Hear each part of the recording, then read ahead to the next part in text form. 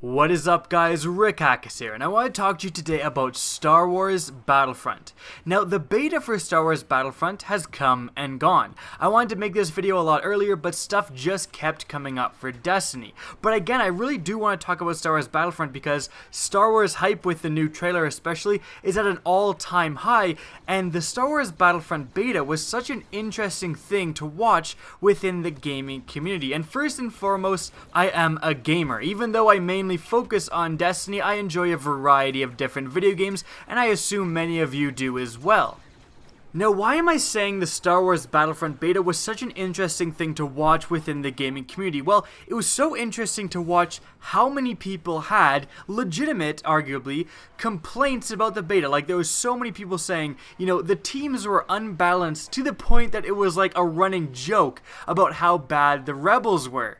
The party system in the game was terrible too, only having one partner that you could select even though you could have a group of 8 as well. It was very confusing, very hard to use, and half the time it didn't work anyways. Not to mention, many games got plagued by people using jetpacks to hop up on rocks that were otherwise inaccessible and simply snipe you the entire game with a unlimited ammo sniper rifle. With all that said and done, however, most people still enjoyed the Star Wars Battlefront beta. And it's funny because I was actually the same way. Most of the gripes I've just mentioned, I actually agree with, like, especially the unbalanced teams. It kind of got a little bit better during the end of the beta, but at the beginning of the beta, if you joined the Rebels, you just lost. There was so many memes and just kind of jokes about it actually feels like you're a rebel when you're on the rebel team. You're just up against the wall against an overwhelming force like the Empire. But again, with all those problems, it still was just fun. And that's something that, a lot of games, that kind of aspect, the fun aspect, is kind of eroding.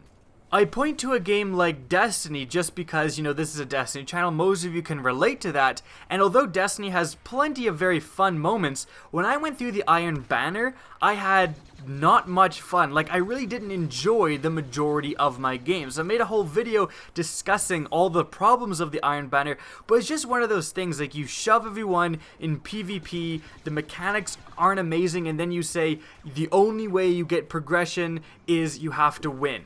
And it just makes for a not fun environment. And that's compared to Star Wars Battlefront, which, yes, you got more experience when you won, but it was just a tiny bit of experience, and the whole thing just felt epic. I think it was a huge benefit of the Star Wars Battlefront that DICE really did a ton of fanfare. When you were on, like, Hoth, you felt like you were on Hoth. The music was on point, the effects were on point, the character models, everything was such fan service to the actual Star Wars. And it's another thing where you actually feel like you're part of an epic battle, and I think a lot of people underestimate how much of a factor that is in making Star Wars an enjoyable game. When you're talking again about something like Destiny, think about when you're playing an objective game and you're capturing a flag. Like, what are you even doing? Why are you in this place? Who are you fighting? Why are you capturing this weird flag? Why is it always in the same point? Like, you don't really have a reason for fighting. But when you're in Star Wars, when you're in Star Wars Battlefront, your objectives are like the AT-ATs. There's these massive mobile objectives that shoot back at you. And when you take down an AT-AT, you feel like you're actually, part of a cause. You're fighting for a reason. You see the reason that you're fighting those massive AT-ATs in the battlefield. You see your objectives moving around, and even the smaller objectives capturing the comm points, they actually make sense. They aren't just a random flag. They're an actual point. Capture this, and we can have more bomber support against the AT-ATs. And if you're the Empire, you're just trying to deny them. You're trying to keep those connections down. And so it all just makes sense, and you know why you're fighting in the game. And although, of course, Star Wars Battlefront did this extremely well, another game that actually I feel kind of did this as well is Black Ops 3. During the Black Ops 3 beta, the Safeguard mode, I absolutely loved that mode where you were guarding the robot, and it's kind of essentially all harkens back to Team Fortress 2, where you guided an objective through one side of the map to the other. And again, Black Ops basically ripped off this idea and put it in their game, but it was still so fun. Having like a physical objective that is an actual thing and that moves around the map and you know what you're fighting for, it makes everything just so much more fun, in my opinion. Another huge factor that led into the ability for you to get immersed into Star Wars Battlefront was definitely the sound design. Now, DICE has done sound design so incredibly well for so long, like the Battlefield games. The guns are just on point, the explosions are on point. You can go watch back, in the days of Battlefield 3, DICE actually programmed in the time it takes for sound to travel. So if you see an explosion from across the map, you'll actually wait, and then you'll hear the sound later, like a delayed shockwave and stuff like that. The time that DICE takes to get great sound design is, again, one of the reasons why you became so immersed. Like the vehicle sounds, the blaster sounds, the jetpack sounds, everything was just on point, and it really helped you just get into the fight and put yourself actually in that battle.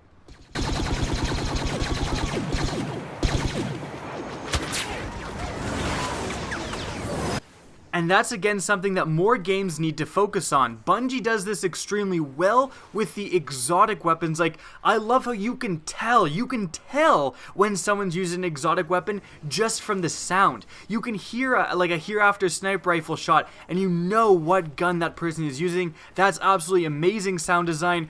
But then again, what Bungie does extremely well with the exotics, they don't do as well with the legendaries. Like, all of the fast-firing assault rifles or auto rifles in Destiny sound like the exact same. And that is kind of not the greatest, and that can break the immersion. But again, exotics are done extremely well. The activation of supers is done well. Like, you can hear the Hammer Titan, you know that sound.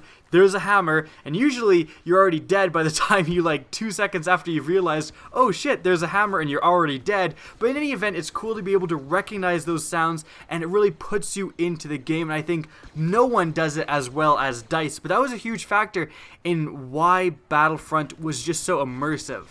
So the point I'm trying to make in this video is that for all the problems Star Wars Battlefront has, for all the criticisms it gets, although some are definitely deserved, it's still just such a fun game. When I played Star Wars Battlefront, I just didn't find myself really getting frustrated. I was just enjoying, I was laughing, I was smiling, basically the entire experience of the game. And even in the previous beta I played, which was the Black Ops 3 beta, although some modes and some games were definitely enjoyable and definitely fun, there's a lot of times when you're just frustrated. But for some reason, that just didn't happen with Star Wars Battlefront. And I think the main factor is that immersion. You feel like you're in Star Wars. You have a reason to fight because of the objectives, because of the whole way they've done the objectives, because of the sound design, because of the character models. Everything just makes you feel part of an actual Star Wars battle, and it's just such an enjoyable experience. So I'm definitely going to be picking up Star Wars Battlefront when it comes out, just as a kind of fun game, a cool off period, something I can do after I'm done raging on the Iron Banner. I can load up Star Wars Battlefront and just have an enjoyable couple of minutes. So I hope you guys enjoyed this video and found it informative. If you did, please remember to rate and share this video. It really helps me out.